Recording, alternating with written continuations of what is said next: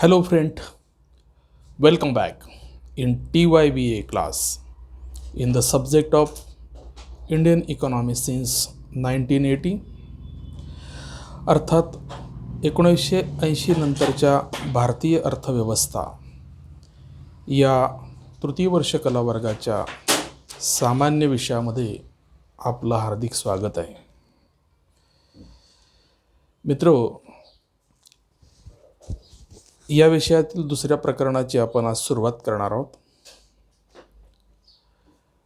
त्याआधी आपलं महाविद्यालय वसंतराव नाईक कला वाणिज्य आणि विज्ञान महाविद्यालय या महाविद्यालयाची जी संस्था आहे सातपुडा शिक्षण प्रसारक मंडळ विद्यावाडी धुळे, या संस्थेचे संस्थापक अध्यक्ष आदरणीय कैलाशवासी कर्मसाक्षी नानासो प्रेमचंदजी आसाराम जाधव यांचं 1 नोव्हेंबर रोजी अल्पशा आजाराने वृद्धापकाळाने निधन झालं. त्यांनी शिक्षणाची जी गंगा आहे ही सातपुड्याच्या कान्याकोपऱ्यापर्यंत आदिवासी दलित गोरगरीब विद्यार्थ्यांसाठी भगीरथाप्रमाणे आणली आणि आपल्या संस्थेचा उभा आणि आडवा विस्तार फार जोमाने केला, फार कष्टाने केला. या सर्व प्रवासामध्ये त्यांना फार मोठा त्याग आणि संघर्ष करावा लागला. त्या त्यागाच्या आणि संघर्षाच्या बळावर त्यांनी लावलेलं शिक्षणाचं रोपटं वटवृक्षामध्ये रूपांतरित झालं. शेकडो लोकांना त्यांनी पोटापाण्याला लावलं, नोकऱ्या दिल्या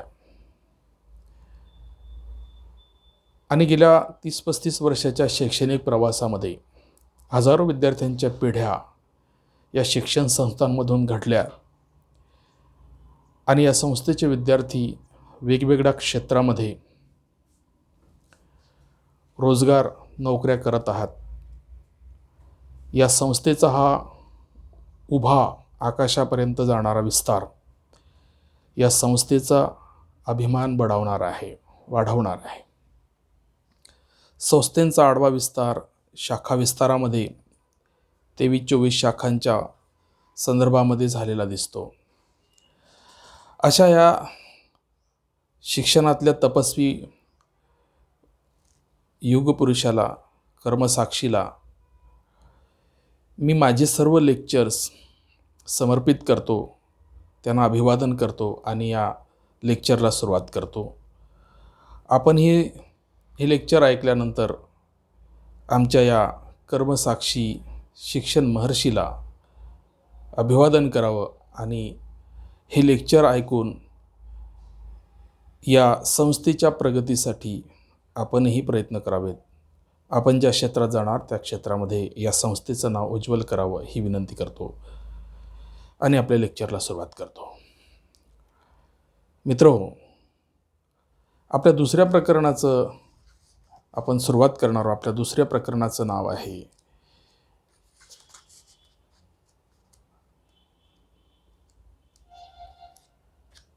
भारतातील किमतीची प्रवृत्ती आणि banking, price trends and banking in India.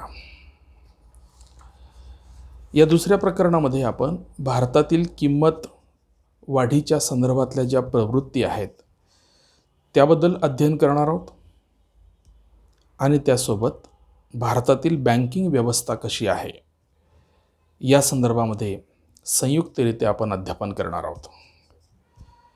आता भारतीय बँकिंग व्यवस्था, बँकिंग संरचना आणि किंमत याचा संयुक्त अभ्यास यासाठी आपण करणार आहोत की लोकांच्या हातामध्ये जो पैसा येतो, लोकांची क्रयशक्ती ज्या पैशाच्या माध्यमातून अर्थव्यवस्थेमध्ये आपल्याला दिसत असते, लोक जी मागणी करतात, उद्योजक वस्तू आणि सेवांची निर्मिती करून बाजारपेठेमध्ये वस्तूंचा पुरवठा करतात. म्हणजे यामध्ये पैशाची भूमिका किती महत्त्वाची आहे. मागणी आणि पुरवठा याच्या संतुलातून वस्तूंच्या किमती ठरत असतात आणि त्या किमती अदा करण्यासाठी लोकांच्या हातात पैसा असावा लागतो. आणि म्हणून पैसा निर्माण करण्याची जी मक्तेदारी असते ते प्रत्येक देशाच्या मध्यवर्ती बँकेची असते, जी भारताच्या रिझर्व्ह बँक ऑफ इंडियाची आहे. आणि लोकांच्या हातामध्ये पैसा देण्यासाठी जी बँकिंग रचना भारतामध्ये विकसित करण्यात आली आहे, मध्यवर्ती बँक देशातल्या बँकिंग व्यवस्थेच्या माध्यमातून लोकांच्या हातामध्ये हा पैसा देण्याचं काम करत असते. आणि हा पैसा बाजारपेठेमध्ये कशा पद्धतीने काम करतो, त्याच्यातून किंमत वाढ होते का किंमत घट होते, पैशाचं मूल्य बाजारपेठेमध्ये कसं ठरत असते. आणि गेल्या 70 वर्षामध्ये मध्यवर्ती बँकेच्या कामकाजाला सुरुवात झाली तेव्हापासून या पैशाची भूमिका आपल्याला अभ्यासायची आहे. 1950-51 पासून तर आजपर्यंत कशा रीतीने वस्तूंच्या किमतीमध्ये वाढ झालेली आहे. वस्तूंची किंमत आणि पैशाची किंमत याच्यातून आपल्याला पैशाच्या किंमत वाढीच्या प्रवृत्तीचा अभ्यास करायचा आहे. या अर्थाने आपण बँक आणि पैसा याचं एक जवळचं नातं आहे आणि त्या दृष्टिकोनातून आपण भारतातील बँकिंग व्यवस्था आणि किमतीची प्रवृत्ती असं संयुक्तरित्या अध्ययन करणार आहोत. पण आज आपण किमतींच्या प्रवृत्तीच्या अगोदर भारतातील बँकिंग व्यवस्थेबद्दल अभ्यास करू, बँकांच्या कार्याबद्दल अभ्यास करू आणि बँकांच्या अध्ययनानंतर आपण भारतातील किंमत प्रवृत्तीच्या संदर्भामध्ये सविस्तरपणे असं अध्ययन करू. मित्रहो, आपल्याला माहिती आहे की भारताला स्वातंत्र्य जे मिळालं ते 1947ला मिळालं. भारतामध्ये घटना जी लागू झाली, भारताची राज्यघटना जी लागू झाली ती 26 जानेवारी 1950मध्ये या देशामध्ये आपला भारत प्रजासत्ताक झाला. त्यानंतर आपल्या देशाच्या आर्थिक विकासाची सुरुवात जी झाली ती 1951 पासून ज्या योजना आपण सुरू केल्या, पंचवार्षिक योजना, तेव्हापासून आपण आपल्या देशाच्या अर्थव्यवस्थेच्या विकासाचा गाडा सुरू केला. हे सांगण्याचा मुद्दा असा आहे की आपल्या देशामध्ये मग बँकिंग व्यवस्थेची सुरुवात कशी झाली. तर आपल्याला हे माहिती आहे की 1935ला 1 एप्रिल 1935 पासून आपल्या देशामध्ये रिझर्व्ह बँक ऑफ इंडियाची स्थापना झाली आणि त्यानंतर 1948मध्ये मध्यवर्ती बँकेचं राष्ट्रीयकरण झालं आणि त्यानंतर भारतातील बँकिंग व्यवस्था जी अस्तित्वात होती ती टप्प्याटप्प्याने सरकारच्या नियंत्रणात आणण्याचे कार्यक्रम तयार झाले आणि त्यातून मग पहिला टप्पा जो होता तो स्टेट बँक ऑफ इंडियाचं राष्ट्रीयकरण करणं, तिच्या सहयोगी बँकांचं राष्ट्रीयकरण करणं, सार्वजनिक क्षेत्रातील ज्या पूर्वीच्या खाजगी बँका होत्या ज्यांचं 50 कोटी रुपये ठेवी आहेत अशा बँकांचं राष्ट्रीयकरण करणं, नागरी सहकारी बँकाची निर्मिती करणं वगैरे वगैरे जो प्रवास आहे, हा प्रवास आत्ता आपल्या देशामध्ये विदेशी बँका, खाजगी क्षेत्रातील बँका, अनुसूचित बँका, अनुसूचितर बँका अशा पद्धतीने गेल्या 70 वर्षामध्ये या बँकिंग क्षेत्रामध्ये जे बदल झालेले आहेत या बदलांचा आपल्याला डिटेल अभ्यास करायचा आहे. आणि म्हणून या बँकांचा अभ्यास करत असताना आपण या अभ्यासाला MPSC, UPSC, नेट, सेट आणि इतर ज्या स्पर्धा परीक्षा असतात त्या अनुषंगाने या व्याख्यानामध्ये बँकांच्या स्थापना, बँकांचे सण, बँकांचे काही कार्य, बँकांचे काही मुख्य कार्यालय कुठे आहेत अशा संदर्भातला ओघाने उल्लेख येईल. हा उल्लेख आपल्याला स्पर्धा परीक्षांच्या दृष्टिकोनातून सुद्धा उपयोगाला येऊ शकतो. त्या दृष्टिकोनातून आपण याचं अध्ययन करायचं आहे. म्हणून भारतातली जी बँकिंग व्यवस्था आहे तिची रचना कशी आहे, बँकिंग स्ट्रक्चर कसं आहे, हे बँकिंग स्ट्रक्चर आधी आपण अभ्यासणार आहोत. या बँकिंग स्ट्रक्चरमध्ये PPTमध्ये आपण हे बँकिंग स्ट्रक्चर दिलेलं आहे आणि त्यानंतर आपण या स्ट्रक्चरमधले दिलेल्या बँकांच्या संदर्भातलं सविस्तर असं वर्णन आपण बघणार आहोत. PPTमध्ये आपण भारतातील बँकिंगची रचना, त्यानंतर त्या रचनेत पहिली बँक म्हणून भारतीय रिझर्व्ह बँक आणि त्या रिझर्व्ह बँकेच्या नंतर अनुसूचित बँका आणि अनुसूचित बँकांच्या ज्या व्याख्या आहेत त्या आपण डिटेल बघणार आहोत. अनुसूचित बँकांमध्ये आपण अनुसूचित व्यापारी बँका आणि अनुसूचित सहकारी बँका असे 2 प्रकार दाखवलेले आहेत. त्यामध्ये अनुसूचित व्यापारी बँकांमध्ये 4 प्रकार आहेत, ज्यामध्ये पहिला प्रकार दाखवलेला आहे सार्वजनिक बँका. या सार्वजनिक बँकेमध्ये राष्ट्रीयकृत बँका आणि स्टेट बँक व तिच्या अनुषंगिक बँका, तिच्या सहाय्यक बँका ज्या आहेत त्या सहाय्यक बँका कोणत्या आहेत स्टेट बँकेच्या, त्या आपण डिटेल व्याख्यानामध्ये बघणार आहोत. त्यानंतर अनुसूचित व्यापारी बँकेचा दुसरा जो प्रकार आहे तो प्रकार आहे खाजगी बँका. त्या खाजगी बँकांमध्ये सुद्धा 2 प्रकार आहे, जुन्या खाजगी बँका आणि नवीन खाजगी बँका. आता जुन्या खाजगी बँका कोणत्या कालावधीच्या आहेत आणि नवीन खाजगी बँका कोणत्या कालावधीच्या आहेत यासाठी आपण 2 भागांमध्ये या बँकांचं विश्लेषण करतो. पहिला भाग आहे की 1991 पूर्व, म्हणजे जागतिकीकरणाच्या पूर्वी ज्या बँका खाजगी क्षेत्रात काम करत होत्या त्यांना आपण जुन्या खाजगी बँका असं म्हणूया. आणि 1991 नंतर ज्या बँकांनी खाजगी क्षेत्रामध्ये बँकिंग व्यवसाय सुरू केला त्यांना आपण नवीन खाजगी बँका असं म्हणूया. त्यानंतर अनुसूचित व्यापारी बँकेचा तिसरा प्रकार आहे विदेशी बँका, फॉरेन बँक्स.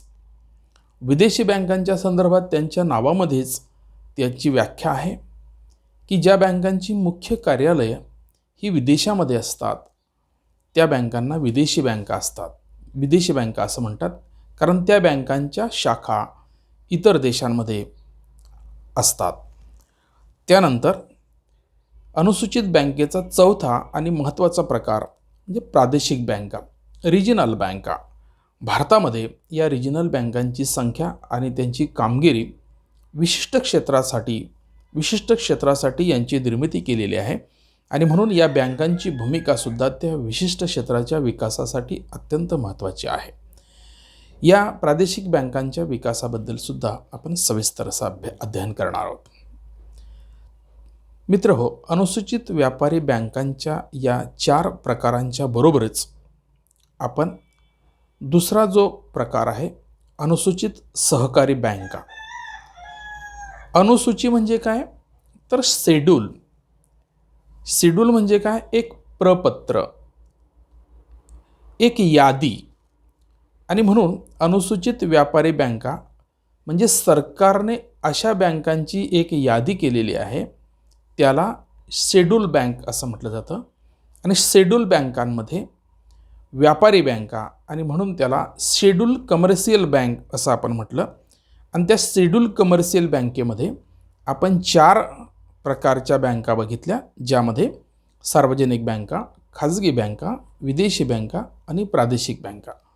त्यानंतर आपण शेड्यूल कोऑपरेटिव्ह बँक, जसं आपण शेड्यूल कमर्शियल बँक पाहिलं तसं शेड्यूल कोऑपरेटिव्ह बँक आपल्या देशामध्ये स्वातंत्र्योत्तर काळामध्ये सहकारी बँकांचा विकास करण्यात आला.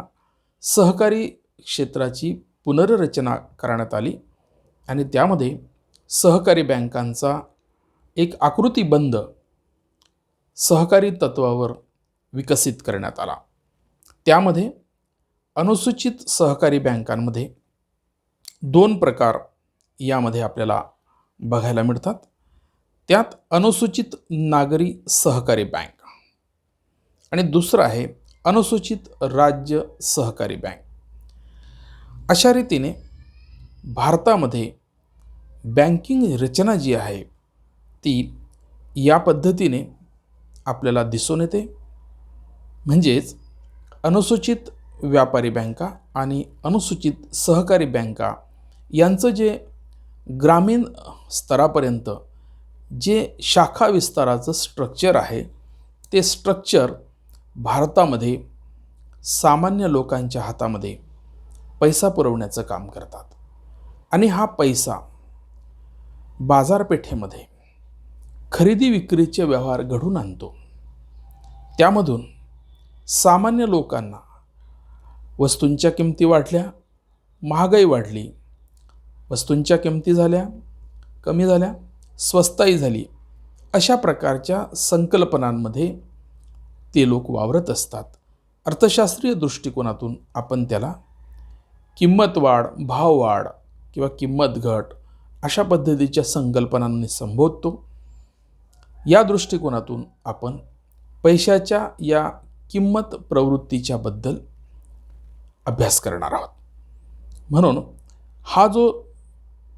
ही जी स्ट्रक्चर आहे हे स्ट्रक्चर आपण नीट लक्षात घ्या, ज्यामधून आपल्याला बँकिंग रचना जी आहे ती बँकिंग रचना सविस्तर पद्धतीने अभ्यासता येईल.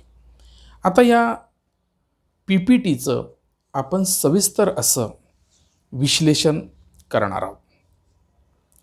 आपण असं पाहिलं की भारतीय बँकिंग प्रणालीच्या संरचनेत सर्वोच्च स्थानी भारतीय रिझर्व्ह बँक आहे. भारत सरकारने भारतीय रिझर्व्ह बँक या स्वायत्त संस्थेला चलन निर्माण करण्याची मक्तेदारी प्रदान केली आहे.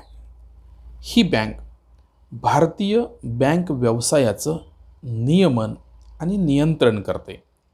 ही बँक देशातील अनुसूचित बँकांचा रोख राखीव निधी, ज्याला आपण कॅश रिझर्व्ह असं म्हणतो, तो रोख राखीव निधी सांभाळण्याचं कार्य करते आणि म्हणूनच तिला रिझर्व्ह बँक असं म्हणते. अनुसूचित आणि अनुसूचितर बँका, जसं आपण अनुसूचित बँकांच्या संदर्भात पाहिलं तसं अनुसूचितर पण बँका असतात. त्यांची संख्या फार कमी आहे, नावाला घेण्यापुरती आहे, परंतु खरं बँकिंग स्ट्रक्चर जे आहे ते अनुसूचित बँकांमध्ये आपल्याला बघायला मिळते. आणि म्हणून अनुसूचित बँका ह्या नेमक्या काय असतात, त्यांच्या संदर्भातल्या व्याख्या किंवा त्याचं स्पष्टीकरण, व्हॉट इज शेड्यूल बँक, यासाठी भारताच्या रिझर्व्ह बँकेच्या 1934च्या बँकिंग कायद्यानुसार अनुसूचित आणि अनुसूचितर बँका असं वर्गीकरण करण्यात आलेलं आहे. त्यामध्ये अनुसूचित बँकांच्या संदर्भामध्ये रिझर्व्ह बँकेच्या या 1934च्या कायद्यानुसार असं म्हटलं गेलं आहे की या बँकांनी रिझर्व्ह बँक ऑफ इंडियाच्या 1934च्या बँकिंग कायद्यानुसार रिझर्व्ह बँकेच्या सूचीत नोंदणी केलेली आहे, त्यांना अनुसूचित बँका असे म्हटले जाते. अनुसूचित बँकांच्या नोंदणीसाठी 3 अटी असतात. त्या 3 अटी पूर्ण केल्या की रिझर्व्ह बँक त्यांना आपल्या यादीमध्ये अंतर्भूत करत असते. आपल्या यादीमध्ये त्या बँकेचा समावेश करत असते. कोणत्या 3 अटी आहेत त्या? तर पहिली अट अशी सांगितली जाते की बँकेचं दत्त भांडवल म्हणजे पेड अप कॅपिटल आणि राखीव निधी यांचं एकूण रक्कम ही 5 लाखापेक्षा कमी नसावी. दुसरी अट आहे, जी बँक ठेवीदारांच्या हिताचं कार्य करेल. आणि तिसरी अट आहे, जी बँक एक संयुक्त भांडवली कंपनीच्या स्वरूपाची असेल. अशा रीतीने या 3 अटी जी बँक पूर्ण करेल ती शेड्यूल बँक म्हटली जाईल. ती रिझर्व्ह बँकेच्या नोंदणीमध्ये येऊ शकते. या 3 प्रमुख अटींबरोबर बँकेकडे जमा होणाऱ्या ठेवींचा काही भाग रिझर्व्ह बँकेच्या निर्देशानुसार रोख राखीव निधी म्हणून रिझर्व्ह बँकेकडे जमा करावा लागतो. 1949च्या बँकिंग नियंत्रण कायद्यानुसार त्या बँकेने आपला लेखा, आपला जोखा वेळोवेळी रिझर्व्ह बँकेला सादर करणे बंधनकारक आहे, ज्याला आपण ऑडिट रिपोर्ट असं म्हणतो.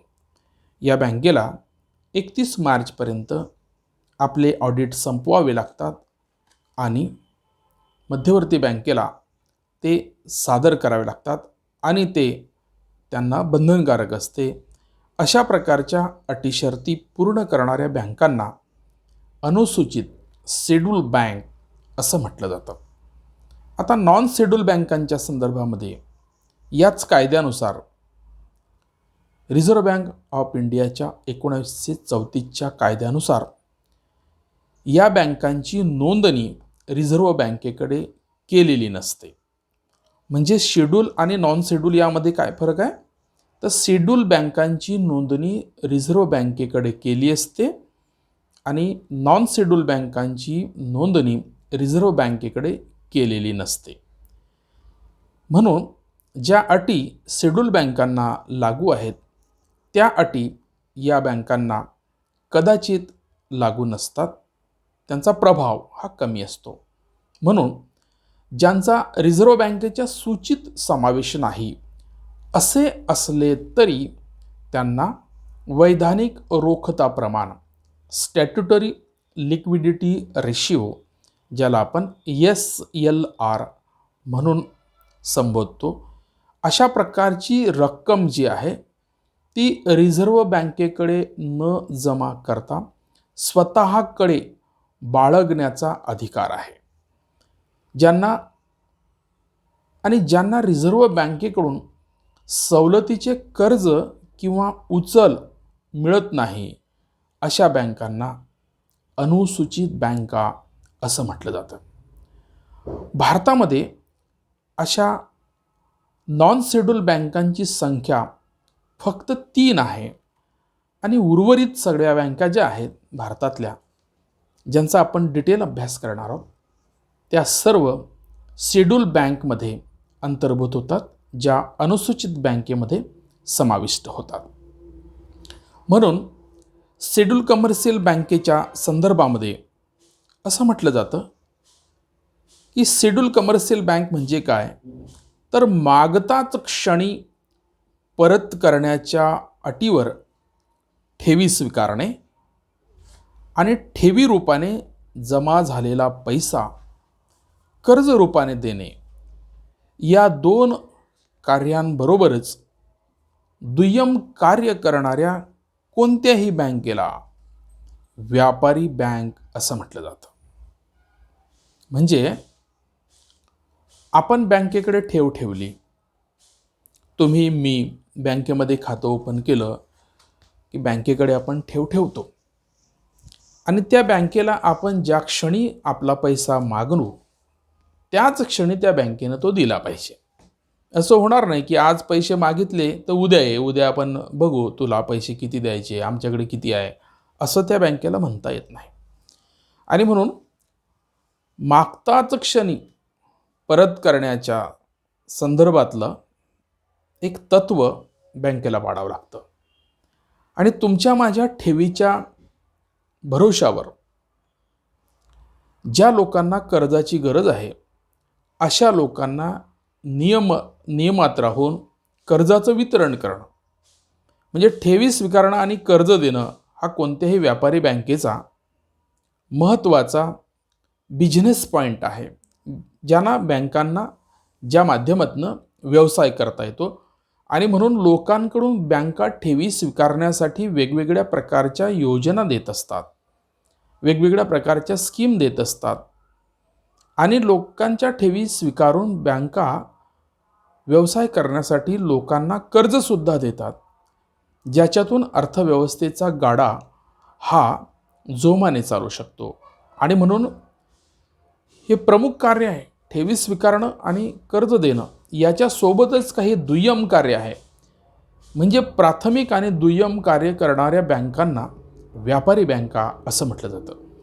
म्हणजे आपल्याला असं वाटतं की व्यापार हा शब्द आल्यामुळे हा कोणता व्यापार करत असतील, तर हा व्यवसाय आहे. व्यवसाय आणि व्यापार असे दोन्ही शब्द अनुषंगिक आहे. आणि म्हणून बँक व्यवसाय करते म्हणजे व्यापारच करते. तर व्यवसाय कसा करते, तर लोकांकडून ठेवी स्वीकारते आणि लोकांना कर्ज देते. त्यासोबतच अनेक प्रकारची कामं आहे. आपण जेव्हा व्यापारी बँकांची कार्य डिटेल काय आहेत ते बघू, त्यावेळेस आपल्याला लक्षात येईल की व्यापारी बँका अशा पद्धतीने प्राथमिक आणि दुय्यम कार्य कोणती करतात याचा आपल्याला अभ्यास करता येईल.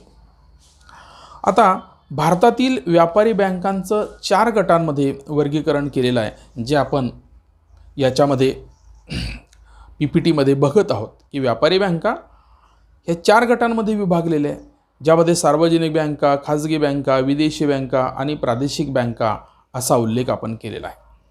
या गटातील 4ही बँकांचं सविस्तर असं विश्लेषण आपण करणार आहोत. पहिला गट आहे सार्वजनिक बँका. आता सार्वजनिक बँका म्हणजे ज्याला आपण पब्लिक सेक्टर बँक असं म्हणतो.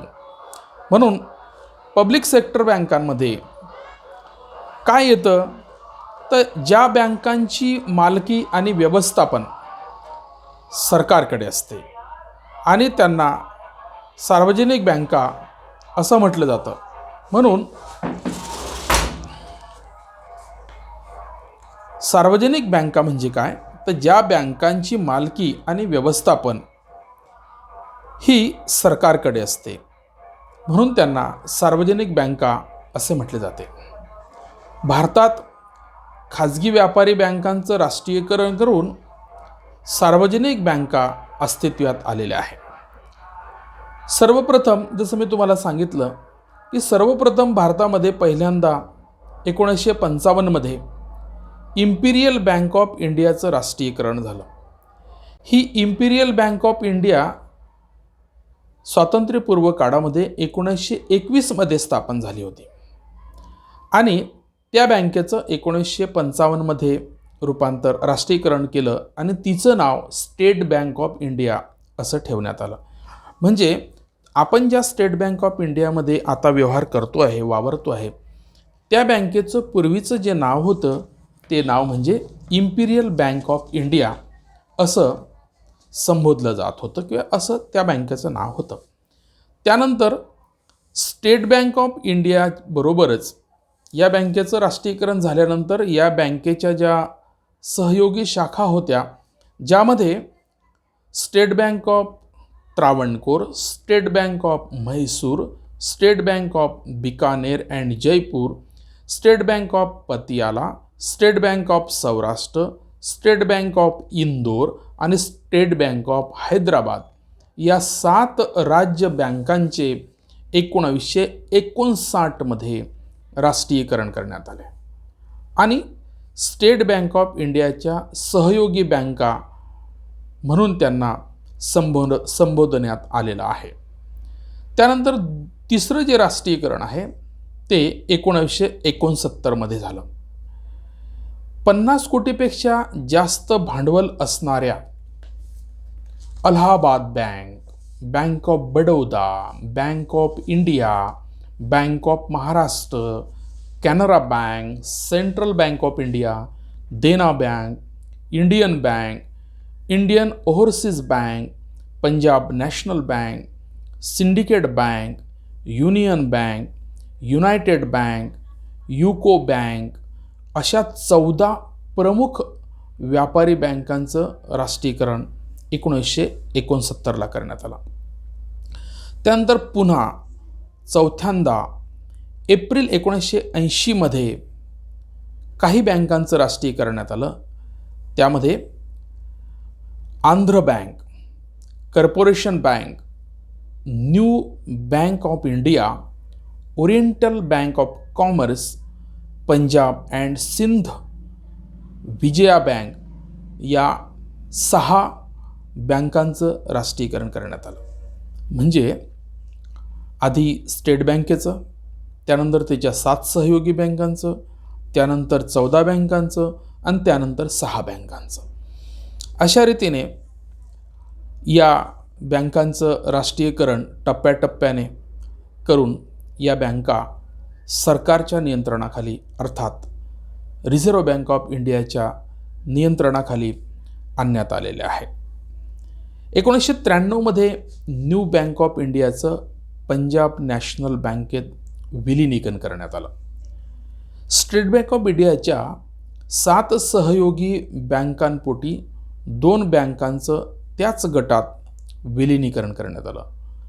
अशा प्रकारे आज स्टेट बँक व तिच्या सहयोगी 5 बँका, राष्ट्रीयकृत 19 बँका आणि IDBI अशा एकूण 26 बँका सार्वजनिक क्षेत्रामध्ये काम करत होत्या.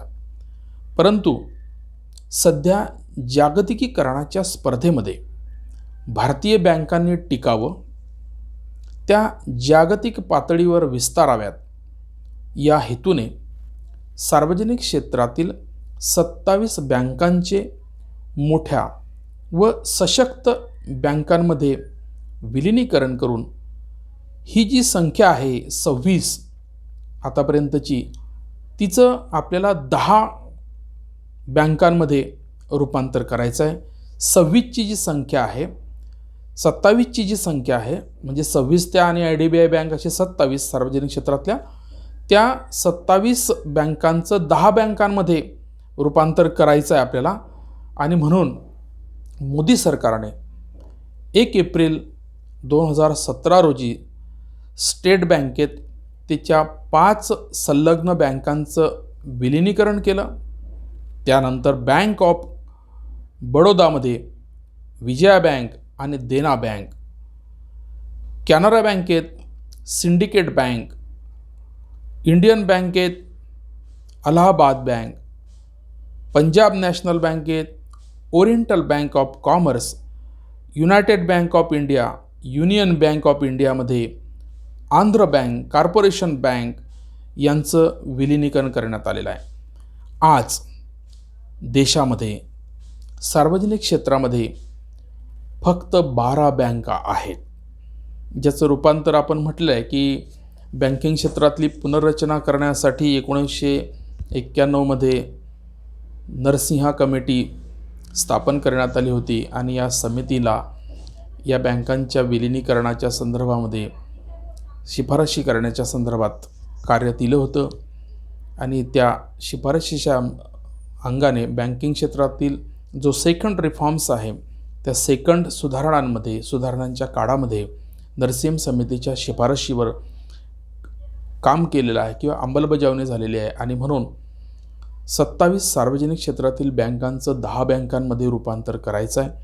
आता आपण त्यांचं रूपांतर 12मध्ये करू शकलो आहे. कदाचित आणखी काही बँका ह्या विलिनीकरण होतील आणि त्यांची संख्या 10वर येईल. आणि या 10 बँका जागतिक स्पर्धेमध्ये कशा पद्धतीने सक्षम रीतीने काम करतील असा मानस सरकारचा आहे. बँकांचा जो दुसरा प्रकार आहे खाजगी क्षेत्रातील व्यापारी बँका. ज्या बँकांची मालकी आणि व्यवस्थापन खाजगी व्यक्ती किंवा संस्थेकडे असते त्यांना खाजगी बँक असं म्हटलं जातं. भारतात खाजगी व्यापारी बँकांचं म्हणजेच जुन्या खाजगी बँका ज्या 1991 पर्यंतच्या होत्या आणि नवीन खाजगी बँका ज्या 1991 नंतर भारतामध्ये ज्यांच्या कामकाजाला सुरुवात झाली, असं दोन भागांमध्ये आपल्याला वर्गीकरण करता येते. भारतात जुन्या खाजगी बँकांची संख्या ही 17 होती आणि नवीन खाजगी बँकांची संख्या जी आहे ती 5 आहे. अशा रीतीने 22 बँका भारतामध्ये खाजगी क्षेत्रामध्ये काम करताना दिसत आहे. त्यानंतर तिसरा प्रकार आहे विदेशी बँका. यांना मी म्हटल्याप्रमाणे याला फॉरेन बँक्स असं म्हटलं जातं. विदेशी बँक म्हणजे काय की ज्या बँकेचे मुख्यालय विदेशात आणि शाखा भारतात आहेत, किंवा आपल्या दृष्टिकोनातून ज्या बँकेचं मुख्यालय विदेशात असते आणि ते इतर देशांमध्ये त्यांच्या शाखांचा विस्तार करते किंवा त्यांच्या शाखा कार्यरत करते, त्याला विदेशी बँक असं आपण म्हणतो. आणि म्हणून भारतामध्ये अशा प्रकारच्या विदेशी बँकांची संख्या ही 44 आहे. म्हणजे आपले संबंध ज्या ज्या देशांशी आहेत त्या देशांची प्रत्येक देशाची बँक आपल्या देशामध्ये आहे. आणि म्हणून आज तरी आपल्या देशामध्ये विदेशी बँकांची संख्या ही 44 आहे. त्यानंतर चौथा जो प्रकार आहे जो मी सांगितला प्रादेशिक बँकांचा, या प्रादेशिक बँकांना रिजनल रूरल बँक असं म्हटलं जातं, RRB असं म्हटलं जातं. एका विशिष्ट उद्देशाने आपल्या देशामध्ये अग्रणी बँका, लीड बँका आणि RRB या बँकांची सुरुवात करण्यात आली होती. परंतु RRB बँका किंवा रिजनल रूरल बँका या संख्येने मोठ्या आहे आणि त्यांच्या समोर विकासाच्या संदर्भातलं जे उद्दिष्ट आहे ते मोठं आहे. आणि म्हणून भारतातील ग्रामीण भागातील कृषी, कुटीर उद्योग, ग्रामोद्योग, अतिलघु उद्योग, लघु व मध्यम उद्योग यांचा विकास आणि विस्तार करण्याच्या हेतूने 1970 ते 80च्या दशकात प्रादेशिक ग्रामीण बँकांची स्थापना करण्यात आली. या बँकांची संख्या सुद्धा आपल्या देशामध्ये 43 इतकी आहे. यानंतर अनुसूचित बँकांमधला जो दुसरा प्रकार आहे, म्हणजे अनुसूचित व्यापारी बँकांचे 4 प्रकार बघितल्यानंतर अनुसूचित बँकांचा दुसरा प्रकार जो आहे तो अनुसूचित सहकारी बँका, ज्याला शेड्यूल कोऑपरेटिव्ह बँक्स असं म्हटलं गेलं. जसे आपण अनुसूचित व्यापारी बँकांचे 4 प्रकार बघितले, तसेच आपल्याला अनुसूचित सहकारी बँकांचे 2 प्रकार सांगता येतात. त्यामध्ये अनुसूचित नागरी सहकारी बँका आणि दुसरा प्रकार अनुसूचित राज्य सहकारी बँका, हा दुसरा प्रकार आपण बघितला. म्हणून अनुसूचित सहकारी बँकांच्या संदर्भामध्ये सुद्धा आपल्याला अभ्यास करणं महत्त्वाचं आहे. अनुसूचित सहकारी बँका भारतीय बँकिंग प्रणालीचा अविभाज्य भाग आहे. सहकारी बँका सहकार तत्वावर स्थापन केल्या जातात. भारतात ग्रामीण आणि नागरी भागात सहकारी बँका कार्यरत आहेत. त्यांची रचना जी आहे ती त्रिस्तरीय आहे. ग्रामीण पातळीवर प्राथमिक सहकारी पतसंस्था, जिल्ह्यासाठी जिल्हा सहकारी मध्यवर्ती बँका आणि शिखरस्थानी राज्य सहकारी बँक, अशी ती पिरॅमिड सिस्टीमची त्रिस्तरीय पद्धतीची सहकारी बँकांची रचना आपल्या देशामध्ये आहे. याबरोबरच नागरी सहकारी बँका, जनता सहकारी बँका, अनुसूचित सहकारी बँका म्हणूनही या बँका कार्य करतात. अशा रीतीने भारतामध्ये बँकिंग व्यवस्थेचं जे स्ट्रक्चर आहे ते स्ट्रक्चर आपल्याला अनुसूचित व्यापारी बँका आणि अनुसूचित सहकारी बँकांच्या स्वरूपामध्ये अभ्यासता येतं.